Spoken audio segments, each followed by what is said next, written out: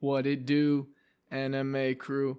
Hey man, listen, today I'm going to be ranting about 1001 Nights. It is another one of the movies in the anime Rama trilogy, as well as Cleopatra and Belladonna of Sadness. I've seen Belladonna of Sadness a few times now, ranted about it on the channel. I want to get around to the other two. Expect rant about Cleopatra coming soon. But this movie was really good. It's interesting because this is a movie from the '60s. This was the first one to come chronologically within that trilogy, and it definitely shows that more so than like Belladonna. Like Belladonna Sadness, I don't believe had anything that I remember being like an abject animation error. But there is unfortunately that kind of stuff floating around in this one. Kind of like, especially like earlier parts of the 1970 Ashita Joe season one, and just other stuff that I've like generally seen from this era. A lot of times seems to have that problem. I'm not the expert on super old anime. It's completely possible that there are productions this old or even older that just have larger budgets, or they aired in a different place or whatever, and they happen to not have any of those problems. But this one kind of had all the unfortunate realities of just being made in the 60s. Like the voice acting, like audio quality is really rough. There are those abject animation errors. There are really abrupt like pauses in the music as it transitions from scene to scene. It's all a little bit jarring. It's a little bit janky. But this is not the worst story for that to be the case, because it is a little bit of a janky story. The directing is extremely expressive, to the extent where, for better and for worse, every scene is definitely made to have its own identity and was made with a visionary director's image in mind. Like they went out and they did every emotion in this to the highest degree, for the most part, even if at sometimes it can feel a bit unearned, because at the end of the day, this is an adaptation of 1001 Nights, which is, I believe, a collection of like dozens of stories. I'm not like super well versed in 1001 Nights, but I'm pretty damn sure it is. And it's very long, and there's a lot to cover. And I can tell just by what's in this movie that there were a ton of plot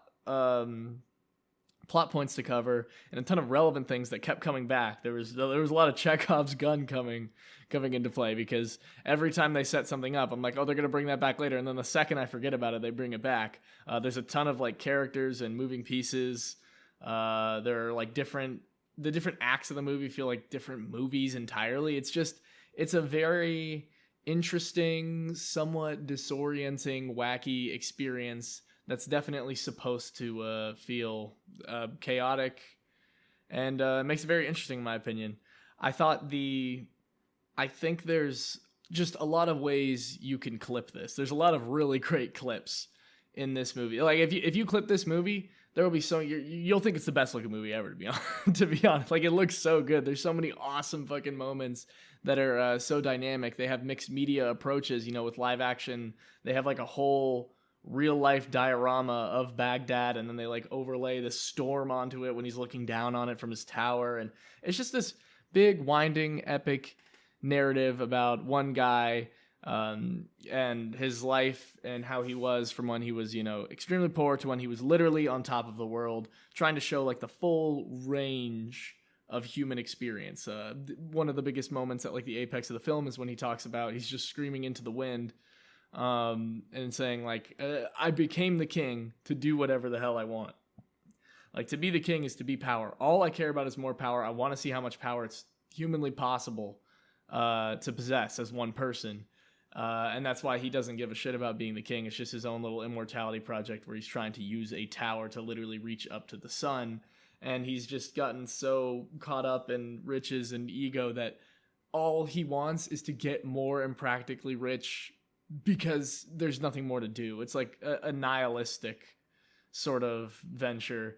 He has every treasure in the world. He happened to stumble upon a magic fucking ship that just does everything for him. So he just has everything all the time, and it makes sense that he gets whatever he wants all the time. Then the one thing he can't have is what he wants more than anything, which is this really weird Oedipus kind of thing going on here. Reverse Oedipus? double reverse swapped Oedipus. I don't know what you would say.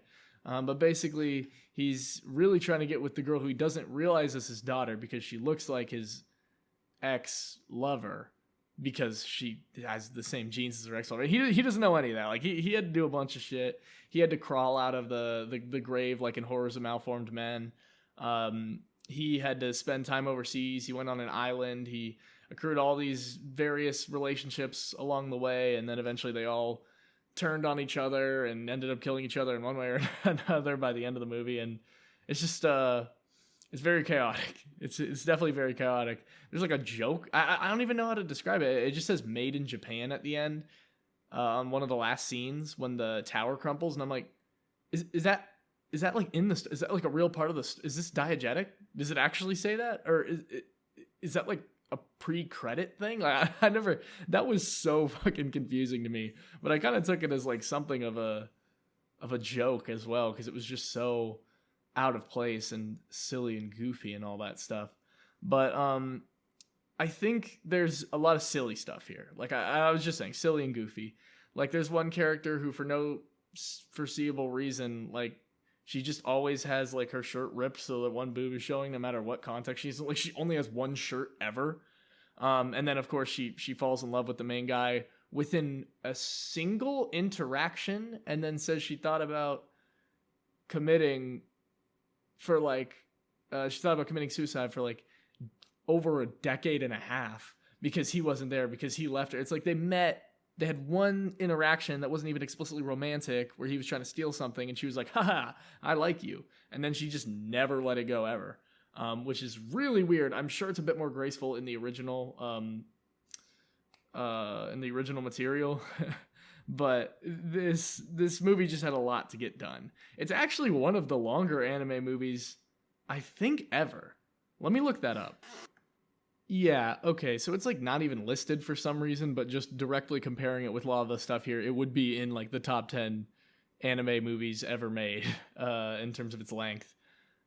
Of course, notwithstanding any other things that happen to be left off the list for miscellaneous reasons. I don't know. I'm not going to look into it that much, but it is over 2 hours long, which is pretty rare. And I wasn't expecting that out of such an old production.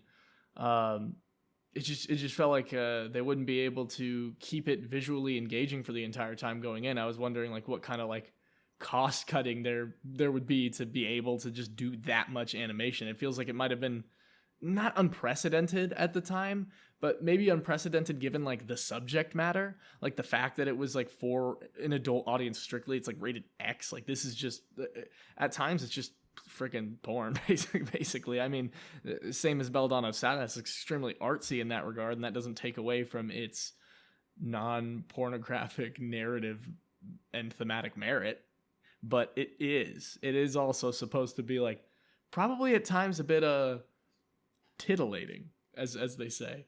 And I mean, I didn't really get it. I didn't really get any of that. I thought it was just an old and goofy movie, but for all of its goof and for all of its gaffes, it did send a good message at the end, or at least a realistic and important message of, it's like sometimes people can literally get so much power that they don't know what to do with themselves anymore.